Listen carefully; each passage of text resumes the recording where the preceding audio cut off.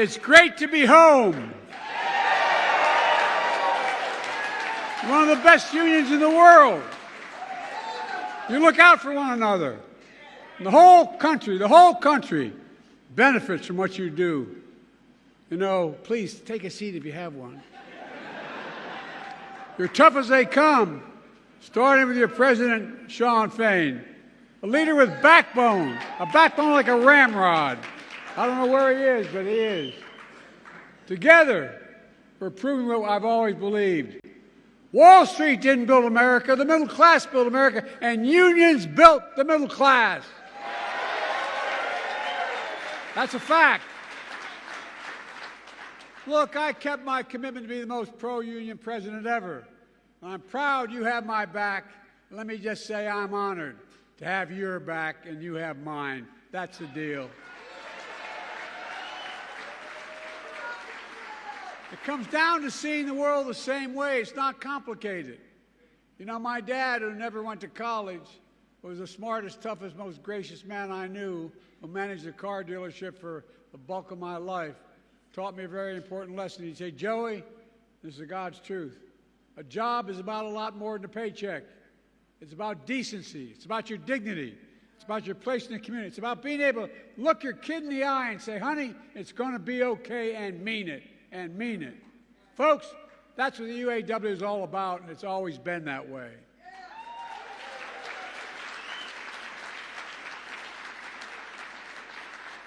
Just after the UAW was founded nearly 90 years ago, it launched what historians call the most important strike in the 20th century. Flint, 1936. Walter Reuther organized a sit-down in the factory. They weren't sure what would happen. They were worried about getting beat up, but they were determined. They were determined. And it took 44 days, but they won the first collective bargaining victory in American history.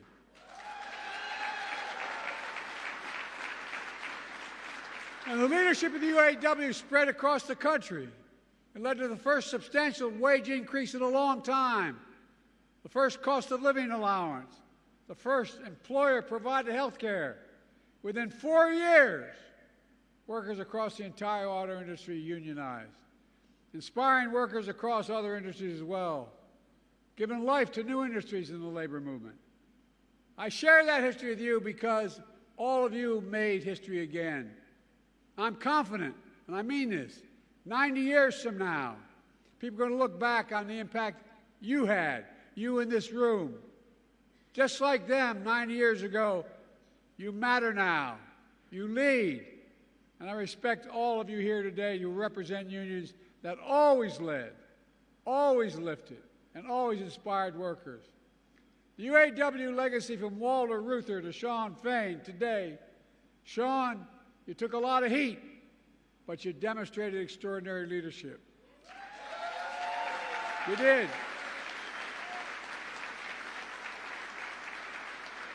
And that's what I saw a few months ago during your historic UAW strike. This time, in Belleville, Michigan. And I'll say I was so damn proud to stand in that picket line with you. It's not the first UAW picket line I stood in my home state of Delaware. I've done it many times. But it's the first time a president did it, I found out later.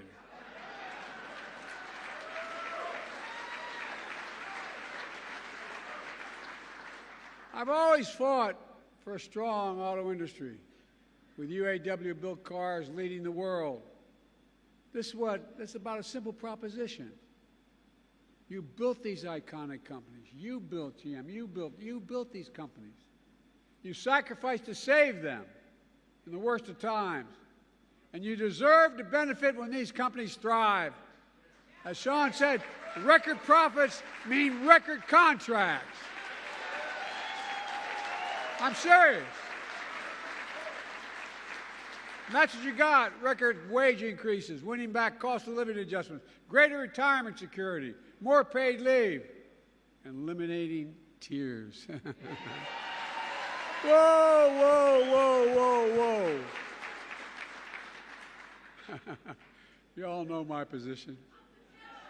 I'm tired. I've tried, you know, I'm tired about jobs going overseas, having products shipped to. Look, during the Trump administration, a lot of administrations before that, what'd they do? So many people around America lost their sense of pride because whether it was an automobile company or any company at all, that factory that was there for 30 years, hiring, maybe it only had 150 people in it, but it was the heart of the community. Guess what? Corporate America found the cheapest labor in the world, and they sent the jobs to those laborers and sent the product back to us. But not anymore. We're building product here and shipping it overseas. Buy America and build America. I mean it. And what's really important, you made sure the auto future of the world will be made in America. Oh, I mean it. You know, I'm going to digress just a second. Most people don't know that back in the 30s, when Roosevelt was talking about the value of unions, he didn't just say unions are okay. He said any product that, in fact, the Congress, any money that Congress gives the president to spend to build a product, whether it's an aircraft carrier, an automobile, a tank, or a staircase, no matter what that was, it should be built.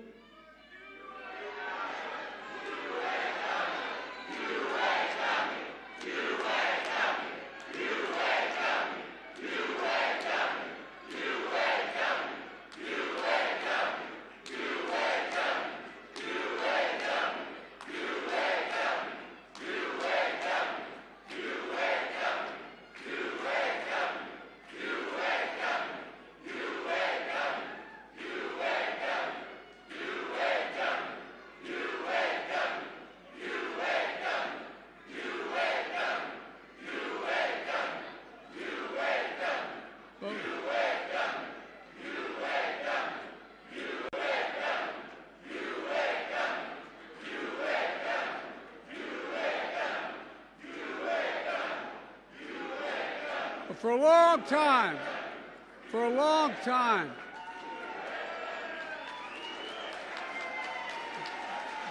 time, the Congress would make an appropriation and send it to the president to spend, whether it's building an aircraft carrier or a staircase. And guess what? It was supposed to be built by an American worker with American products. Well, guess what? I'm going back to that. We build in America, we buy American.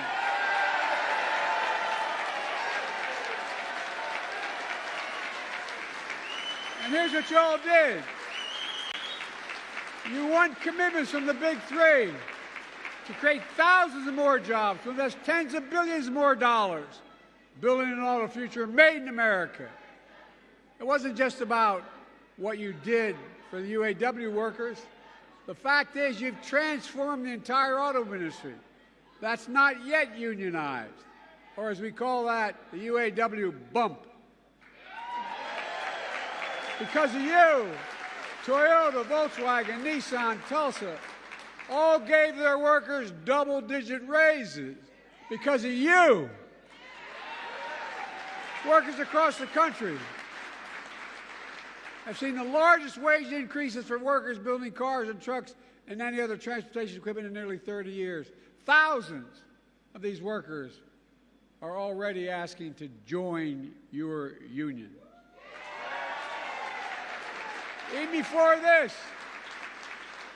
the UAW has been expanding its reach to workers in auto plants and from auto plants to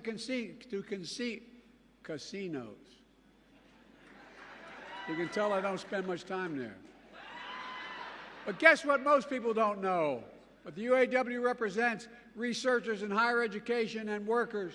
And because of this union, I'm pleased and proud that you expanded the UAW to include 5,000 researchers at the National Institute of Health, UAW workers.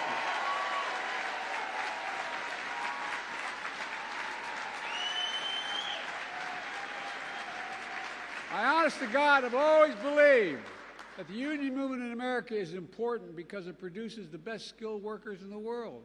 That's what happens. It's good for everybody. It's good for companies. It increases the quality of the jobs, the quality of the products, and it's good for economic growth. In fact, I asked, which is unusual for a president to do, I asked the Treasury Department to do a significant study, the most comprehensive report ever, detailing how unions are good for all workers, including non-union workers, how they found that unions raise standards across workplaces and industry, improving skills and safety, pushing up wages, strengthening the benefits for everyone. It matters. It matters. It matters. And some in corporate America finally began to figure it out. And look at what we're doing. It's good for workers and companies. Since I took office, we've attracted billions of dollars in investment here in the United States.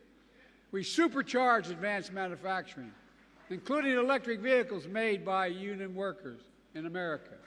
China's determined to dominate that market with EV predominantly made in China and Chinese jobs. The previous administration was content to sit in the sidelines and let China take all these jobs. But I won't let that happen. I will not.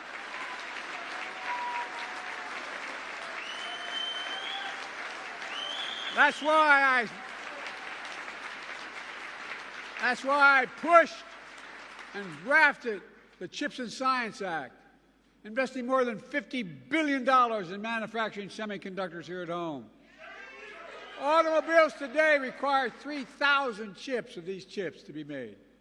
That's why my bipartisan infrastructure law is building a network of 500,000 electric vehicle charging stations all across America, installed by your brothers and sisters in the IABW. That's what's doing it.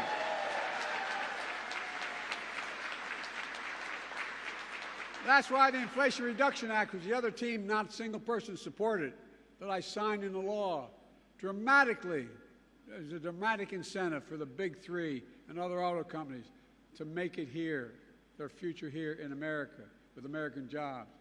Jobs that we want to make union jobs. That's why I announced $12 billion to help companies that respect their workers implement a just transition to electric vehicle future.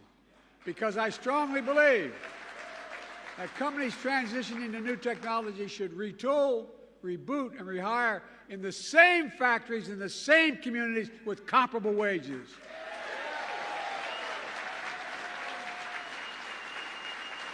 And existing union workers should have the first shot at those jobs.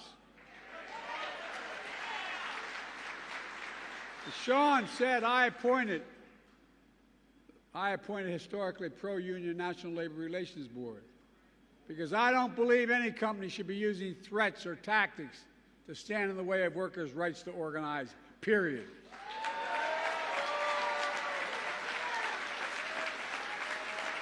And folks,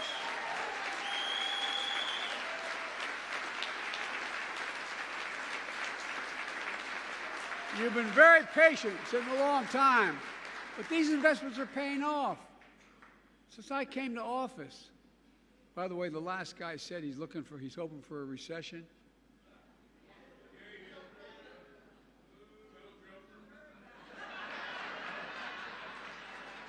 Because he does not want to be the next Herbert Hoover. He's already Herbert Hoover. He's the only president other than Herbert Hoover who lost jobs when he was president. Look, since I came to office, with your help, we've created 14 million new jobs. 14 million. Nearly 800,000 manufacturing jobs nationwide. And that means we're creating American jobs and exporting American products instead of the other way around like we saw for too long. Unemployment has been below 4% for the longest stretch in 50 years, and it's going down. Wages are up. Household wealth is up. We have the lowest inflation and fastest recovery of any major economy in the world. We have the fastest growing economy in the world. I know we have more to do, and we're making real progress. Over the last year, Prices are down on everyday items from a gallon of gasoline to a gallon of milk. And folks are beginning to feel it. Last week, we saw one of the biggest jumps in how positive consumers are about feeling about their personal circumstance. But we have more work to do. But our plan is delivering for the American people, building an economy from the middle out and the bottom up, not the top down. That's what I said I was going to do. That's what I tried to do as a senator and vice president. But because when we do that, the poor have a ladder up and the middle class does well, and the wealthy do well, although they should be paying a hell of a lot more taxes.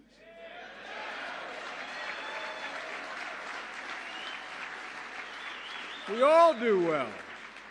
It's called Bidenomics. If you notice, all the major economists who are talking about there's going to be a recession next week, next month, but all of a sudden, they're seeing the Lord. I'm a little worried. Some of the major economists in American history are now giving me credit. It's like, oh, God, what's going on? But look, all kidding aside, this is a fundamental break from what used to be called trickle-down economics, and some Democrat presidents did as well as Republican. You know, I sat not a lot trickled down on my dad's kitchen table growing up. There wasn't a lot. The idea was that the wealthy do very well, there'll be a lot left over, and it'll trickle down to ordinary folks. Well, guess what? That trickle-down economy was supercharged by my predecessor. It cut taxes for the very wealthy and the biggest corporations. It shipped good-paying jobs overseas because labor was cheaper. It shrank public investment in infrastructure and education, invested less. It hollowed out entire communities, closing factories. I'm not making this up. You know this to be true. Closing factories, attacking unions, leaving too many Americans behind. In fact, when Donald Trump was in office, 6 auto factories closed around the country. Tens of thousands of auto jobs were lost nationwide during Trump's presidency. During my presidency, we've opened 20 auto factories and more to come. We've created more than 250,000 auto jobs all across America. And while I stood in solidarity with you on the picket line, as your president said, I went on a picket line, Donald Trump went to a non-union shop and attacked you. Let me tell you something I learned a long time ago. If I'm going to be in a fight, I want to be in a fight with you, the UAW. With you. No, I mean it. We have a big fight in front of us.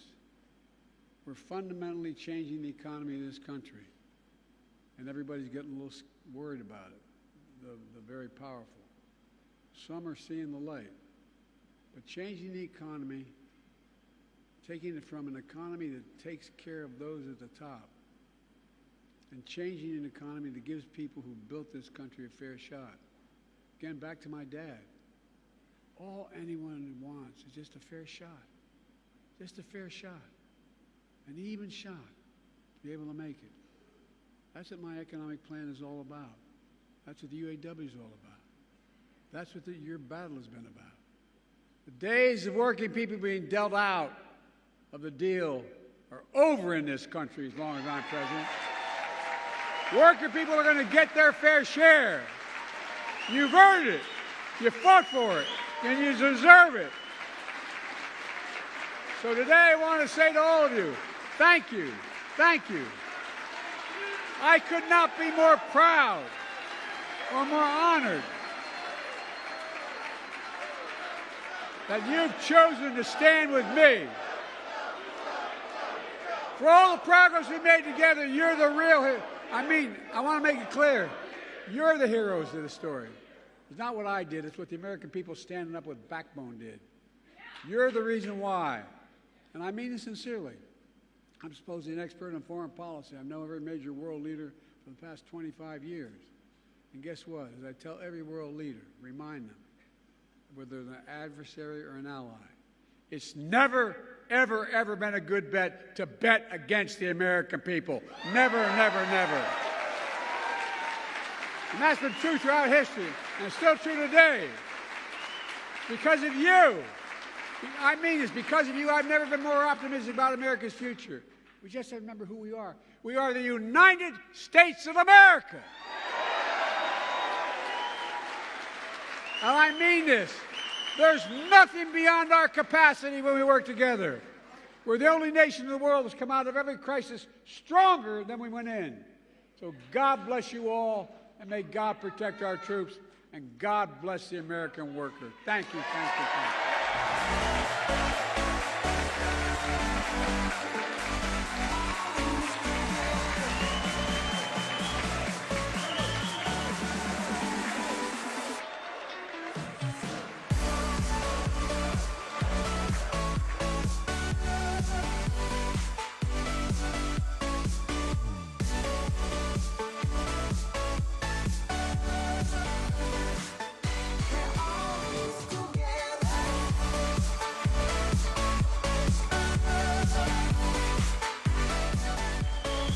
Every time I'd walk out of my grandfather Finnegan's house up in Scranton, he'd yell, "Joey, keep the faith." My grandmother would come to the door and say, "No, Joey, spread it. Let's spread the faith."